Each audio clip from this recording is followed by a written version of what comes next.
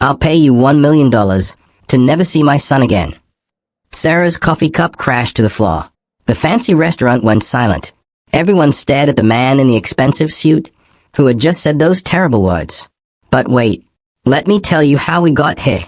Because what happened next will shock you even more than what this rich man just said.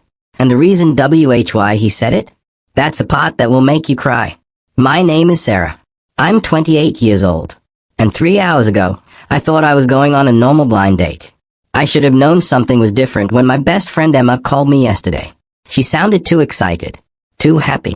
"Sarah, I found the perfect guy for you." I rolled my eyes while folding my son's tiny shirts. "Emma, no. We talked about this. I don't have time for dating. But this one is different. He's nice. He has a good job. And get this, he actually wants to date a single mom." I stopped folding.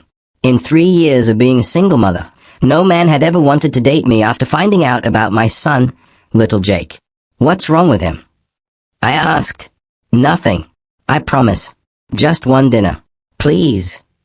I looked at Jake's photo on my wall. His big brown eyes. His sweet smile. Maybe it was time to try again. Maybe Jake deserved a father figure in his life. Fine. One dinner. That's how I ended up here, in this fancy restaurant that I could never afford. Wearing my only nice dress. The black one I bought for job interviews. My hands were shaking as I walked in. The restaurant was beautiful. Crystal lights hanging from the ceiling. Soft music playing. Tables with white cloths and real flowers. I felt like I didn't belong here. "Can I help you?" the waiter asked. He looked at my simple dress like he knew I was too poor for this place. I'm meeting someone. Emma made the reservation." His face changed. Suddenly he smiled big. "Oh, yes. Right this way. Miss, your table is ready." He led me to a corner table. Private. Romantic. 2 candles burning. My heart was beating so fast. I sat down and waited. 5 minutes. 10 minutes. Maybe he wasn't coming. Maybe when Emma told him about Jake, he changed his mind like all the others. Then I saw him. He walked in like he owned the place. Tall. Dark hair perfectly styled. A suit that probably cost more than my car. Everyone in the restaurant turned to look at him. But here's the strange part. He looked nervous too. This powerful, handsome man was actually nervous. He walked to my table. "Sarah?" I nodded, too surprised to speak. "I'm David, Emma's friend." He sat down across from me. Up close, I could see his eyes were kind. Tired, but kind. "Hi," I managed to say. We sat in awkward silence for a moment. Then we both started talking at the same time. "Emma said you. I should tell you." We laughed. The ice broke a little. "You first," he said. I took a deep breath. Better to get it over with. "I have a son. He's 3. His name is Jake. If that's a problem, I understand. I can leave now." I waited for him to make an excuse. To suddenly remember an important meeting. To ask for the check. Instead, he smiled. "I know. Emma told me. That's actually why I wanted to meet you." I blinked. "What?" "I mean..." He ran his hand through his hair, messing it up. For a second, he looked like a regular guy, not a rich businessman. "I grew up without a dad. I know how hard it is. I think it's amazing that you're raising your son alone. You must be very strong." My eyes filled with tears. No one had ever said that to me before. They called me irresponsible, stupid, a burden on society, but never strong. "Thank you," I whispered. The waiter came. David ordered for both of us without looking at the menu. "Trust me," he said. "The food here is amazing." We started talking. Really talking. Not the fake small talk people do on dates. He asked about Jake. About my life. He really listened when I answered. I told him about Jake's first word, mama. About how he loves dinosaurs. About how he makes car sounds when he plays with his toys. David laughed at all the right parts. "What about you?" I asked. "Do you have kids?" His face changed. Just for a second. Pain flashed in his eyes. "No. I was married once. We tried for years. But it didn't happen. Then she left me for someone who could give her children." "I'm sorry." He shrugged. But I could see it still hurt. It was 5 years ago.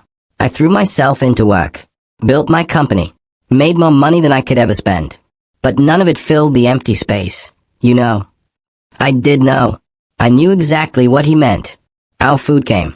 Fancy things I couldn't even pronounce. But David made it fun, explaining each dish, laughing when I made faces at the weird textures. So what do you do? I asked, eating something that looked like art but tasted like heaven. I run a tech company. It's boring stuff. What about you? I felt my cheeks get hot. I work at a daycare center. During the day when Jake's there. At night, I stopped. What? This was usually when men lost interest. I clean offices to make extra money. But David didn't look disgusted. He looked impressed. You work 2 jobs and raise a son? When do you sleep? I don't need much sleep, I lied. He studied my face.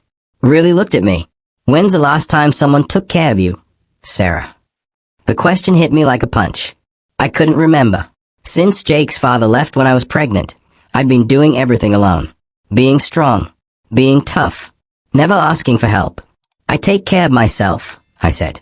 That's not what I asked. Our eyes met across the table. In that moment, something passed between us. Understanding. Connection. Like we could see into each other's souls. Tell me about Jake's father, David said softly. I usually never talked about Ryan. But something about David made me feel safe. We were young. In love. Or I thought we were. When I got pregnant, he said he wasn't ready. He had dreams. Plans. A baby would ruin everything. He gave me money to make the problem go away. But you didn't. No, I couldn't. I already loved Jake, even before he was born. So Ryan left. Moved to another state. Never looked back. David's hands clenched into fists. He doesn't know what he lost. Jake's better off without him. We both are. Still, every boy needs a father figure. I nodded, blinking back tears. I try to be both. But sometimes I see him watching other kids with their dads at the park. It breaks my heart. David reached across the table. For a second, I thought he was going to take my hand. But he stopped, pulling back. You're doing an amazing job, he said. Jake is lucky to have you. We kept talking. About everything. About nothing. I learned he loved old movies. That he couldn't cook at all. That he donated millions to children's charities but never told anyone. Why keep it secret? I asked. He looked embarrassed. My mom always said, if you do good things for attention, you're not really doing good. You're just feeding your ego. Your mom sounds smart. She was. She died 10 years ago. Cancer. I'm sorry. She would have liked you, he said suddenly. Then he blushed like he'd said too much. Time flew by. Other people came and left the restaurant. But we stayed, talking, laughing, sharing stories. Then my phone buzzed. Jake won't go to sleep. Is asking for you. My heart sank. The real world crashing back in. I have to go, I said. My son needs me. Of course. David called for the check. When it came, I reached for my purse, even though I knew I couldn't afford even one dish. Don't even think about it, David said. Please. Let me. I don't need. I know you don't need anything, but maybe I need to do this. Please. The way he said it, like he was the one who needed help, made me nod. Outside the restaurant, we stood awkwardly. The night was warm. Stars trying to shine through the city lights. I had a really good time, I said. Me too. Could I see you again? My heart jumped. Really? Really? Maybe somewhere Jake could come to? The zoo? I hear kids like zoos. I stared at him. You want to meet my son? Only if you're comfortable. I really like you, Sarah. And Jake is part of you. I'd like to know all of you. No man had ever said that. They all wanted me without Jake. Never with him. Okay, I whispered. David smiled. A real smile that made him look years younger. Saturday? I'll pick you both up at 10. We'll be ready. He walked me to my old car. Didn't say anything about the rust or the dented door. Just made sure I got in safe. Sarah, he called as I started the engine. Yeah. Thank you. For tonight. For being honest about Jake. For for being you. I drove home with tears in my eyes. Happy tears for the first time in years. The babysitter met me at the door. He's in his room. Wouldn't sleep without saying goodnight. I paid her with money I needed for groceries and rushed to Jake's room. He was sitting up in his dinosaur pajamas, holding his favorite toy. Mama. Hi, baby. Why aren't you sleeping? Missed you. Where you go? I sat on his bed, pulling him into my lap. Mama went to dinner with a friend. Boyfriend. I laughed. A friend who's a boy. Yes. He nice. Very nice. Nicer than mean man at park. My heart hurt. Last week, a father at the park had yelled at Jake for playing too close to his son. Said he didn't want his kid around welfare babies. Much nicer, baby. This friend wants to meet you. We might go to the zoo Saturday. Would you like that? Jake's eyes got huge. Zoo? With aminals? Yes, with animals. I love aminals. I tucked him in, kissing his forehead. Sleep now. Dream about lions and elephants. And dinosaurs. Zoos don't have dinosaurs. Silly. They should. I laughed, turning off his light. Good night, my love. Night night, Mama. Love you big as sky. Love you bigger than the universe. I closed his door and leaned against the wall. For the first time in 3 years, I felt hope. Real hope. Saturday came fast. I changed Jake's outfit 3 times. Dinosaur shirt? Too casual. Button down? Too formal. Finally settled on his cute jeans and a polo shirt. Why I dress fancy? Jake asked. We're meeting Mama's friend, remember? Zoo friend. Yes, zoo friend. At exactly 10, a knock at the door. I open it to find David holding a small gift bag and a bouquet of flowers. Hi, he said, looking nervous again. Hi. Jake peeked out from behind my legs. You zoo friend. David knelt down to Jake's level. You must be Jake. Your mom told me you like dinosaurs. Jake nodded, still shy. Well, I brought you something. David pulled out a book from the bag. A dinosaur encyclopedia with bright pictures. Jake's eyes went wide. He looked at me for permission. What do you say? I prompted. Thank you. Jake grabbed the book, already opening it. Mama, look, T-Rex. That's very thoughtful, I said to David. You didn't have to.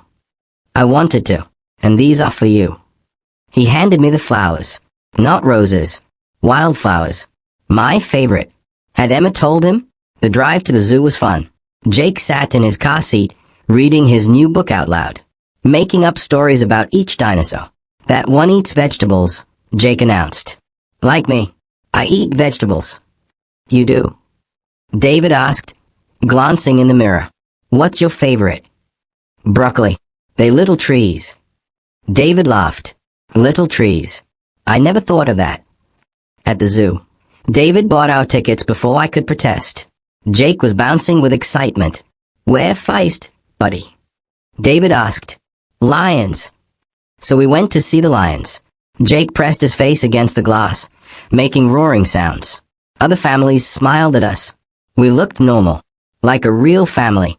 That thought scared me. It was too soon. Too fast. But also, it felt right. David carried Jake on his shoulders when his little legs got tired. Jake put his hands over David's eyes, playing peek-a-boo.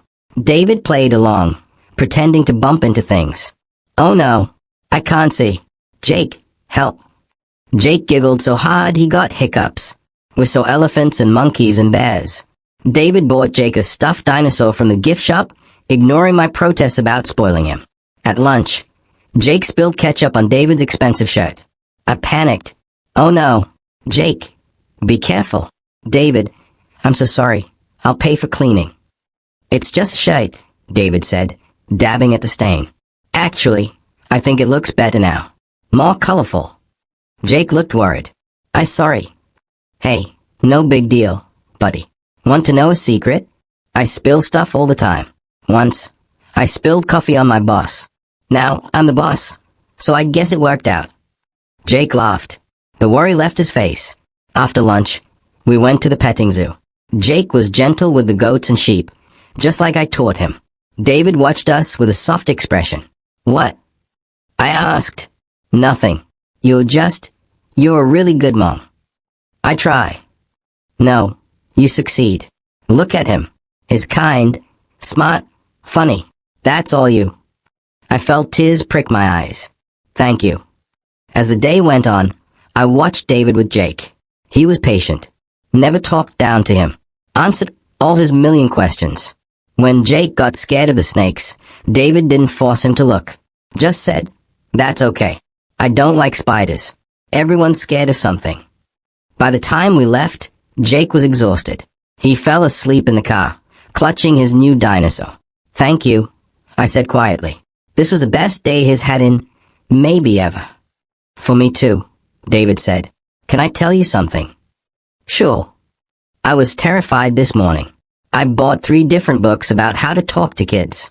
Watched YouTube videos about child development. I was so scared I'd mess up. I stared at him.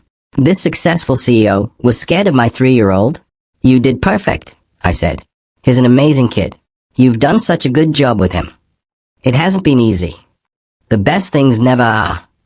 When we got home, David carried sleeping Jake inside, laid him gently on his bed. Jake stayed, opening his eyes. "David." "Yeah, buddy. You come back." David looked at me. I nodded. "If your mom says it's okay, I'd love to come back." "Mama, he come back." "Yes, baby. He'll come back." Jake smiled and closed his eyes. "Good. I like him." We tiptoed out. In the living room, David looked around. Our small apartment. Toys everywhere. Crayon drawings on the fridge. So different from what he was probably used to. "I should go," he said. "Let you rest." "Okay." At the door, he turned. "Sarah, I meant what I said. Today was amazing. You and Jake, you're both amazing." "David?" "Yeah. Jake's not the only one who hopes you come back." He smiled. That real smile again. "Then I definitely will." After he left, I sat on my couch, processing the day. Jake liked him. Really liked him. And I was falling for him. Fast. Too fast? My phone buzzed. "Emma. So? How was the zoo?" I typed back, "Perfect. Absolutely perfect." And it was, for the first time in years, life felt perfect. But I should have known. Perfect things don't last for people like me. The next few weeks were like a dream. David came over for dinner. Nothing fancy. Just spaghetti and meatballs. But he acted like it was the best meal ever. "This is incredible," he said, twirling his fork. Jake giggled. "You got sauce on face." David crossed his eyes, trying to see. "Where?" "There." Jake pointed, laughing harder. I handed David a napkin, our fingers touching. That spark again. Every time. He started coming over twice a week. Sometimes 3 times. He'd play cards with Jake on the floor. Read him bedtime stories. Fix things around our apartment without being asked. "You don't have to do that," I said one night, watching him repair our leaky faucet. "I want to. Besides, Jake's helping." "Right, buddy." Jake held the flashlight proudly. "I big helper." "The biggest," David agreed. One evening, after Jake was asleep, we sat on my tiny balcony. City lights blinking below us. "Can I ask you something?" David said. "Anything." "Why me? You could have any guy. Someone younger. Someone without baggage." I looked at him. Really looked. "You see us." "What do you mean?" "Other men. They see a single mom and run. Or Weiss. They see an easy target. Someone desperate. But you see Emmy. You see Jake. Not as problems to deal with, but as people worth knowing. You are worth knowing. Both of you." "And you?" "Why us? You could date models, actresses, women without complications." He was quiet for a long moment. "Remember I told you about my ex-wife? What I didn't say was, after she left, I dated those women. Models. Socialites. Perfect on the outside. Empty inside. They wanted my money. My status. Not me. And we don't want those things. No. Jake doesn't care that I'm rich. He cares that I do the dinosaur voices right.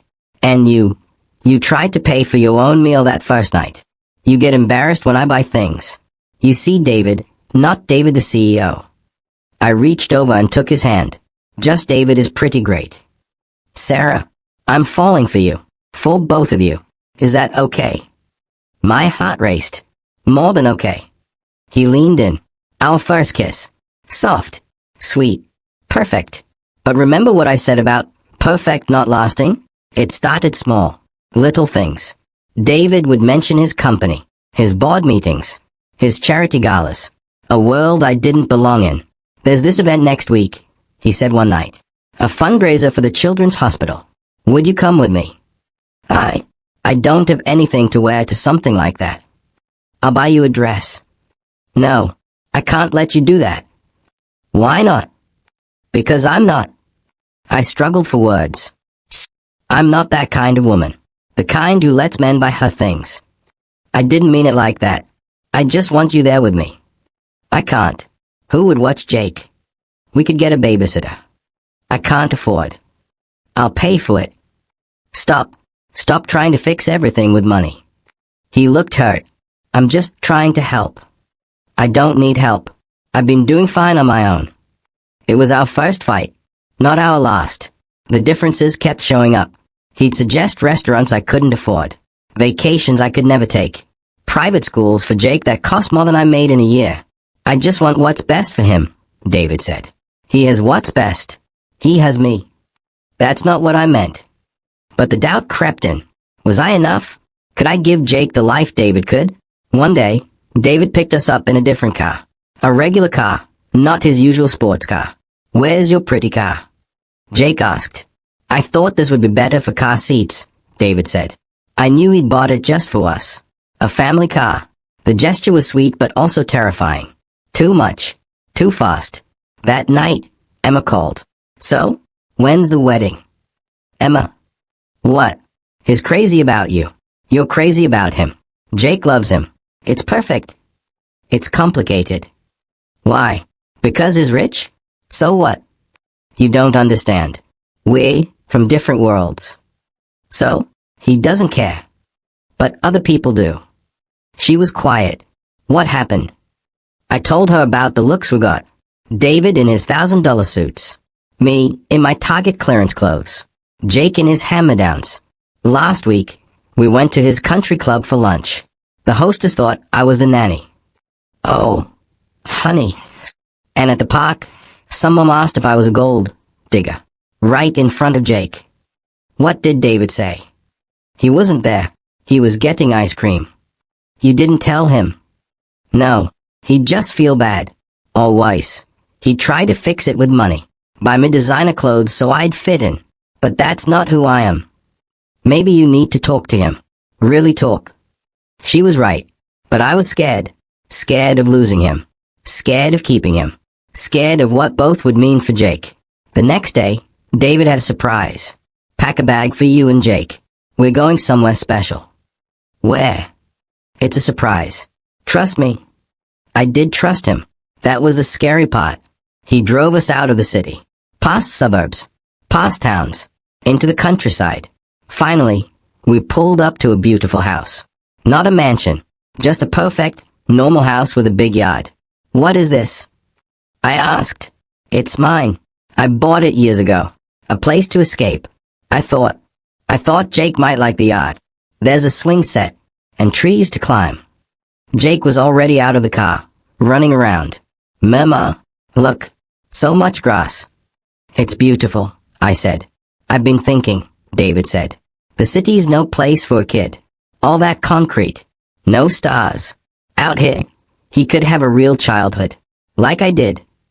My heart sank. David. Just for weekends at first. But maybe someday. You want us to move here. Only if you want to. No pressure. I see a future here. With you. With Jake. Am I crazy?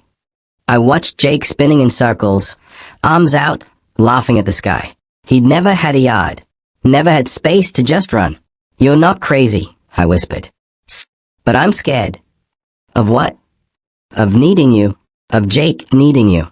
What if you change your mind? What if you realize we're too much work? What if? He kissed me.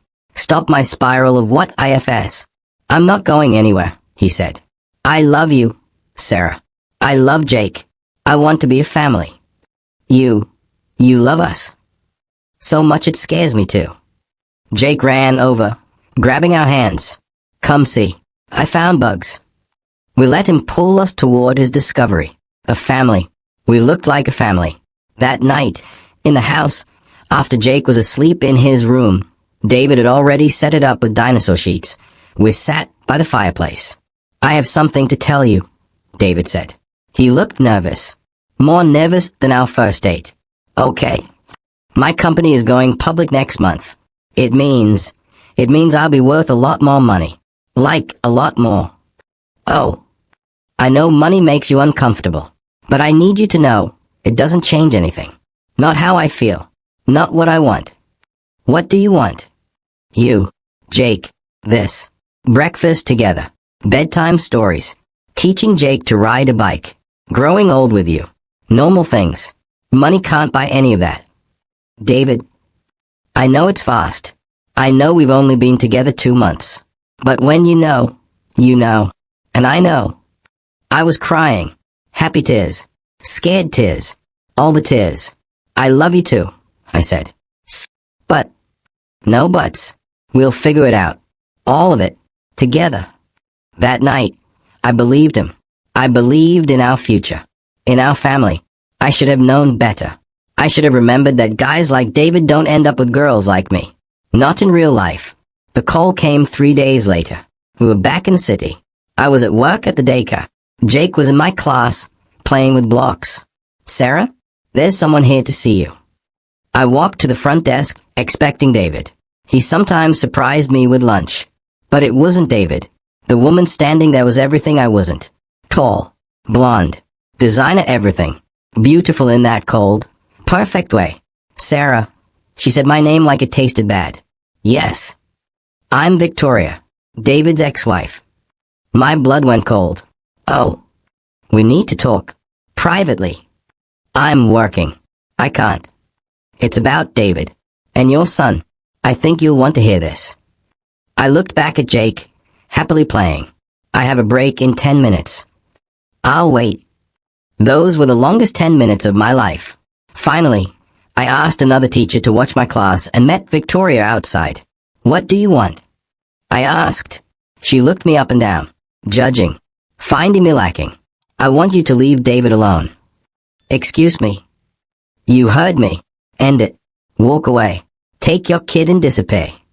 Why would I do that? She smiled. Cold. Cruel. Because you don't know who he really is. What he's capable of. I know David. Do you? Did he tell you why we're really divorced? You left him because you couldn't have children. She laughed. Actually laughed. Is that what he told you? Oh. Honey, you really are naive. Then tell me. We could have children. We chose not to. David was obsessed with the idea. Desperate for a son. An heir. Someone to take over his empire. It was all he talked about. All he cared about. So when I refused to be his breeding machine, he became different. Controlling. Angry. He monitored everything I did. Who I talked to. Where I went. He wanted to own me. I don't believe you. No? Why do you think he's dating you? A single mother with a young son? He doesn't want you, sweetie. He wants your boy. A ready-made heir. No messy pregnancy. No DNA test to prove it's his. Just a desperate woman willing to give him anything for security. You're lying. Am I? Has he mentioned adoption? Has he been extra generous with your son? Buying him things? Setting up his room in that country house? My heart was pounding. He had done all those things. But not for that reason. Think about it, Victoria continued. A billionaire CEO just happens to fall for a daycare worker? Just happens to love her kid? Please. He's using you. And when he gets legal rights to your son, you'll disappear. Just like I did. You left him. Because he made me. Because it was leave or lose myself completely. And you? You'll lose more. You'll lose your child. She handed me a card. When you realize I'm right, call me. I'll help you get away. But don't wait too long. Once he has his hooks in deep enough, there's no escape. She walked away, leaving me shaking on the sidewalk. It couldn't be true. David loved us. He loved Emmy, didn't he? I went back inside. Watched Jake playing. So innocent. So trusting. Was I putting him in danger? Was I being stupid? Blinded by love and security? That night, David came for dinner. I watched him with Jake, looking for signs. Manipulation. Fake affection. Anything. But all I saw was David helping Jake with his puzzle. David laughing at Jake's jokes. David's face when Jake hugged him goodnight. You okay? David asked after Jake was in bed. You've been quiet. Just tired. Long day? Yeah. He pulled me close on the couch. Want to talk about it? I almost told him. Almost asked about Victoria. But what if she was right? What if asking made him angry? Made him show his true face? Just work stuff. I lied. Okay. But you know you can tell me anything. Right? I know. But did I? Did I really know anything anymore? That night, I couldn't sleep. I kept thinking about Victoria's words. About David's generosity. His interest in Jake. Was it real? Or was I just a means to an end? The next morning, I made a decision. I needed to know the truth. Even if it hurt. Even if it cost me everything. But first, I had to protect Jake. No matter what, he came first. Always. I didn't know that in just 24 hours, I'd be standing in that restaurant, hearing David offer me $1 million to disappear. I didn't know that everything was about to shatter. But I should have. Because girls like me, we don't get fairy tales. We just get reality. Cold, hard, painful reality. The day everything fell apart started like any other day. Jake woke me up at 6 a.m., jumping on my bed. Mama, is David coming today? No, baby. David comes on Friday. Today is Wednesday. I want David now. My heart twisted. Jake had gotten so attached. Too attached? Or just the right amount for a little boy who'd never had a father figure. How about we call him later? I suggested. Yes. Video call. I show him my new drawing.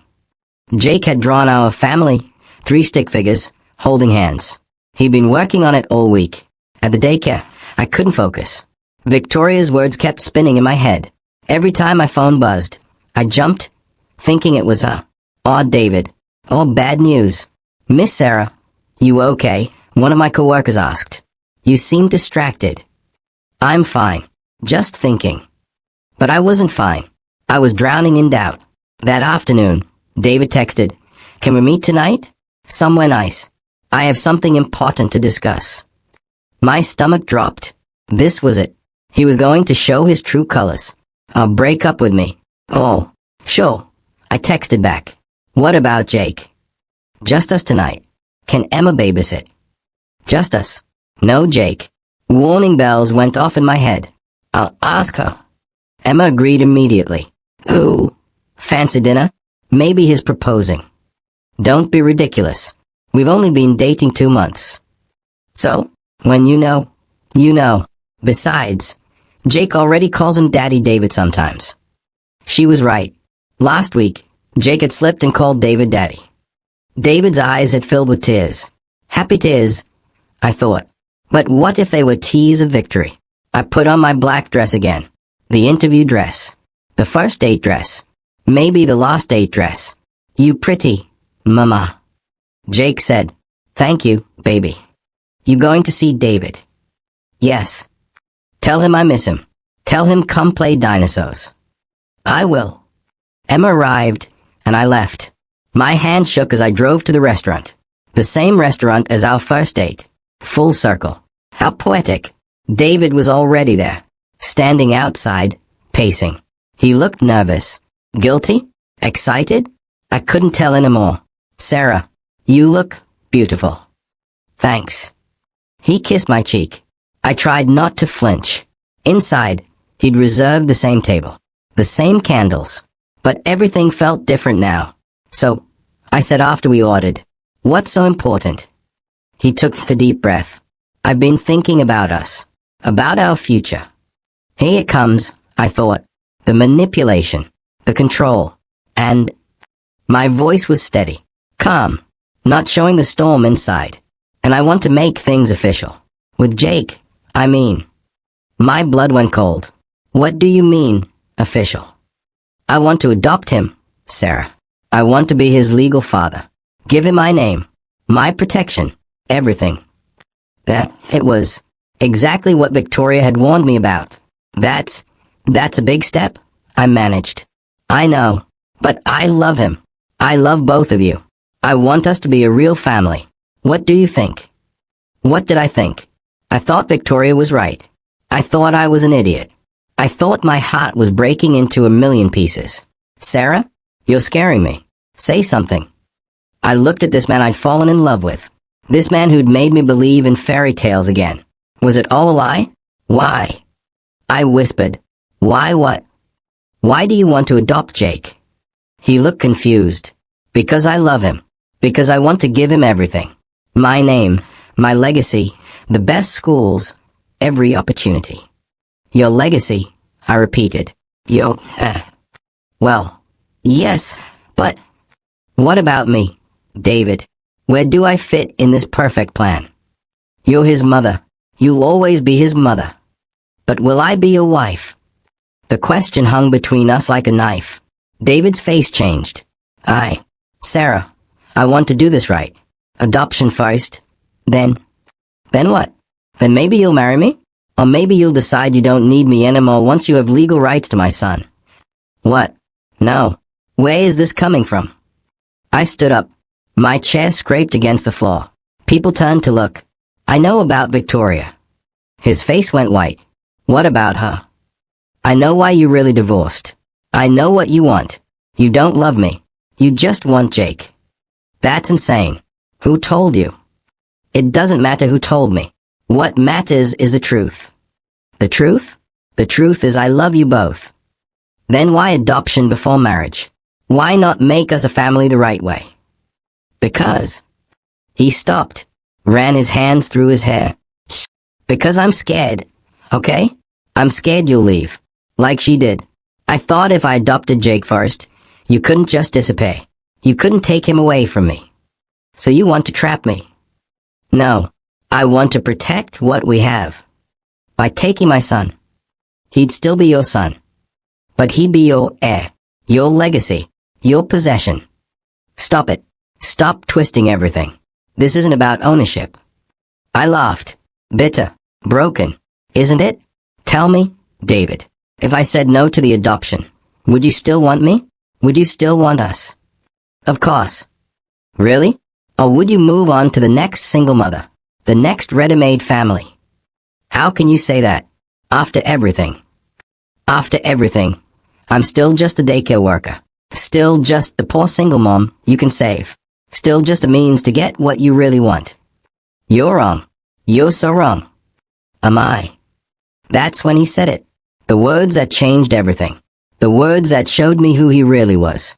I'll pay you $1 million to never see my son again. The coffee cup crashed to the floor. The restaurant went silent. Everyone stared at the man in the expensive suit who had just said those terrible words. But wait, that's not what he said. That's what I heard. What he actually said was, I'll pay any amount of money to prove you're wrong. Tell me what it takes, Sarah. What do I have to do to show you this is real? But my brain was so full of Victoria's poison, so full of doubt and fear, that I heard what I expected to hear. What I was afraid to hear. You want to pay me? I screamed. You think money fixes everything. That's not what $1 million to disappear? To abandon my son? Is that the going rate for a mother's love? Sarah, please, you're not hearing me. I hear you perfectly. You want to buy us. Like we're property. Like we're things you can own. I was crying now. Ugly crying. Mascara running. Nose dripping. The fancy people in the fancy restaurant all staring at the poor girl having a breakdown. Sarah, sit down. Let me explain. Explain what? How you targeted me. How you knew I was desperate. How you played with my son's feelings to get what you want. I love your son. He shouted it. David, who never raised his voice, shouted in the middle of the restaurant. I love Jake like he's my own blood. I love his dinosaur obsession and his silly jokes and the way he says aminals instead of animals. I love how he holds my hand when we cross the street and how he asks me to check for monsters under his bed. I love him, Sarah. And I love you. I love how strong you are and how you put him first always and how you make mac and cheese from a box taste like gourmet food. I love your laugh and your stubbornness and the way you look at me like I'm just a regular guy. I'm not trying to buy you. I'm trying to love you. Both of you. Why can't you see that? The restaurant was dead silent. Everyone watching our soap opera play out live. I stood there, shaking. Part of me wanted to believe him. The part that remembered how gentle he was with Jake. How patient. How real it all felt. But the other part, the part that had been hurt before, the part that knew fairy tales weren't real, that part was louder. Pretty words, I said. You're good with words. But actions matter more. And your actions say you want my son more than you want me. That's not true. Then prove it. Walk away. If you really love us, if it's not about owning Jake, then walk away. Let us go. Show me you can love without controlling. His face crumbled. You asking me to leave? To abandon you both? I'm asking you to prove that you can. That you won't fight me for Jake. That you won't use your money and lawyers to take him. I would never. Prove it. We stared at each other across the broken coffee cup, across the chasm of mistrust, across the ruins of what we'd built. If I walk away, he said quietly, how do I know you won't disappear? How do I know you won't take Jake and run? You don't. You have to trust me, like I was supposed to trust you. This is insane. We love each other. We good together. Jake needs.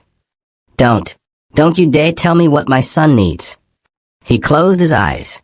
When he opened them, they were full of tears. Fine. You want me to walk away? I'll walk away. But know this, Sarah. I'm not leaving because I don't love you. I'm leaving because I do. Because I love you enough to let you go if that's what you need. But it's killing me. It's absolutely killing me. He pulled out his wallet, threw money on the table for the meal we hadn't eaten. Then he looked at me one last time. Tell Jake. His voice broke. Tell him I'm sorry. Tell him it's not his fault. Tell him I love him. Then he walked out. Just like that. The man I loved walked out of the restaurant and out of our lives. I stood there, surrounded by strangers and shattered dreams. A waiter appeared with a broom for the broken cup. Symbolic. Perfect. I drove home in a daze. Emma took one look at my face and pulled me into a hug. What happened? It's over. What? Why? I told her everything. Victoria's visit. The adoption request. The fight. Oh, honey, she said when I finished. I think you made a mistake. You don't understand. No, you don't understand. I've known David longer than you. Is not what that which Victoria said. She's bitter. She wanted his money but not his love. When he wanted kids, she didn't. She poisoned it. Made it about control when it was really about dreams. But, no buts. That man loves you. Really loves you. And you just threw it away because you were scared. I was protecting Jake. From what?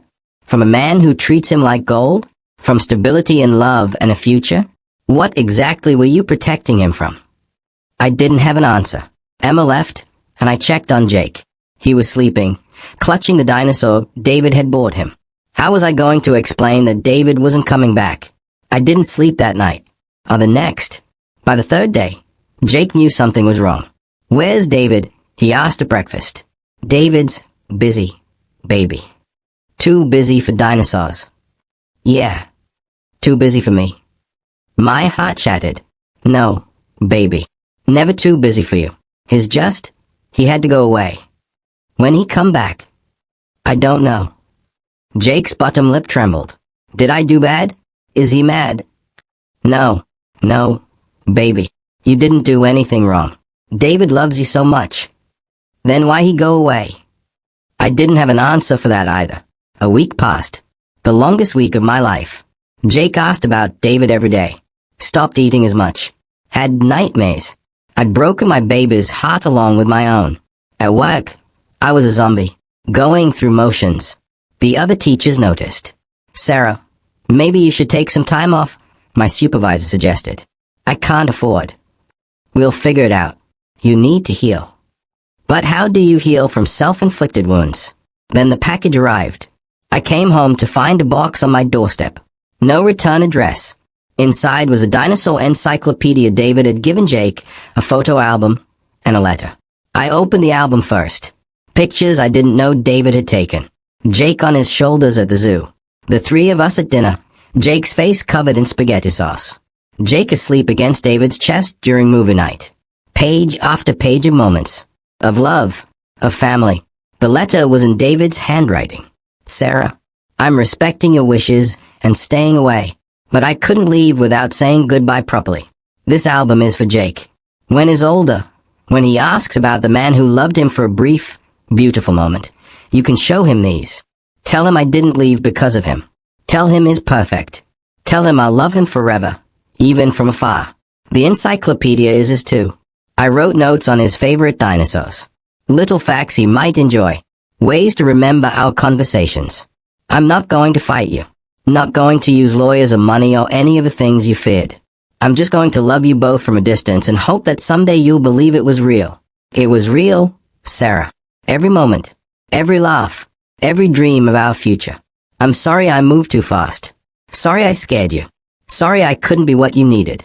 But I'm not sorry I loved you. Not sorry I got to be Jake's David for a little while. Those were the best days of my life. Take care of our boy. I know he's not mine to call ours, but in my heart, he always will be. All my love, David, please. I've set up a college fund for Jake. You can't refuse it. It's in his name, not yours. It's not about control. It's about loving him enough to ensure his dreams can come true, even if I'm not there to see them. I sobbed. Ugly, butter-shaking sobs. Jake found me on the floor, clutching the letter. Mama sad. Yeah, baby. Mama's very sad. Because David gone. Yeah. Jake patted my face with his little hands. It's okay, Mama. David come back. He loves us. He told me. When did he tell you that? In my dream. He said he loves us big as sky. Bigger than universe. That was our saying. Mine and Jake's. David had learned it, used it, made it his own. What had I done? I called Emma. I need you to watch Jake. Now. Why? What's wrong? Nothing's wrong. I need to fix something. I need to find David. Finally. Go. I'll be there in 10. I drove to David's office building. The security guard recognized me. Mrs. Sarah. Good to see you. Mr. David's not in today. Do you know where he is? Home. I think. He hasn't been himself lately. Cancelled all his meetings this week. I drove to his apartment. Knocked. No answer. Called his phone. Straight to voicemail. Finally, desperately, I drove to the country house. The house Wade pictured our future. His car was there. I found him in the backyard, sitting on the swing set he'd bought for Jake. He looked terrible. Unshaven. Wrinkled clothes. Lost. David. He looked up, surprised. Sarah? What are you? Is Jake okay? Jake's fine. I'm not. We're not. What do you mean? I sat next to him on the swing. I mean I'm an idiot. I let fear and doubt poison something beautiful. I let Victoria win. Victoria? She contacted you. She told me you were using us. That you just wanted Jake, as an heir. That you'd take him from me. David's face darkened. That woman, she can't stand to see me happy. She didn't want children, which was fine. But she also didn't want me to want them. Called it an obsession. A weakness. When I finally accepted we wouldn't have kids together, she got paranoid. Thought I'd leave her. So she left first. Took half my money and apparently decided to take my future happiness too. I should have trusted you. Yes, you should have. I'm sorry. Sorry doesn't fix this, Sarah. You broke us. You broke Jake's heart. You broke mine. I know, but maybe we can put the pieces back together. He looked at me. Really looked. How can I trust you now? How do I know you won't run again the next time someone whispers poison in your ear? You don't. Just like I didn't know if I could trust you. But maybe that's what love is. Taking the leap even when you're scared. I already took the leap. You pushed me off the cliff. Then let me catch you this time. We sat in silence, swinging gently, the sun setting, the empty house behind us full of abandoned dreams. Jake asks for you every day, I said. He's not eating right, not sleeping. I broke my baby's heart because I was too scared to believe in love. Don't use Jake. I'm not. I'm telling you the truth. We need you. Both of us. Not your money. Not your name. You. The man who does dinosaur voices and fixes leaky faucets and makes my son laugh. And what about you? What do you need? I need the man who sees me, who makes me feel like I'm enough, who loves me even when I'm difficult and scared and stupid. You're not stupid. I was about this. More silence. Then, I can't go through this again, Sarah. I can't let you in just to have you shut me out. I can't watch Jake call me daddy just to disappear again. Then don't. What? I got off the swing, knelt in the grass in front of him. Then don't risk it. Marry me. What? You wanted to adopt Jake first because you were scared I'd leave. I pushed you away because I was scared you'd take him. We're both scared. So let's be scared together. Marry me. Make it permanent. Make it real. No adoption without marriage. No marriage without adoption. All or nothing. Sarah. I know it's crazy. I know it's fast. But you said when you know. And I know. I know I love you. I know Jake loves you. I know we're better together than apart. I know I'm an idiot who almost lost the best thing that ever happened to us. Marry me, David. He stared at me. This powerful CEO being proposed to by a daycare worker kneeling in grass stains. You're serious. Dead serious. Although I don't have a ring. So you'll have to imagine that part. I have a ring. What? He laughed. Sad but real. I bought it 2 weeks ago. Had this whole plan. Was going to propose at the restaurant. Before you asked me to walk away. Oh. It's inside. In my sock drawer. Like a cliche. So what? So will you marry me or not? He slid off the swing, kneeling in front of me. We were both in the grass now. Face to face, knee to knee. You hurt me, he said.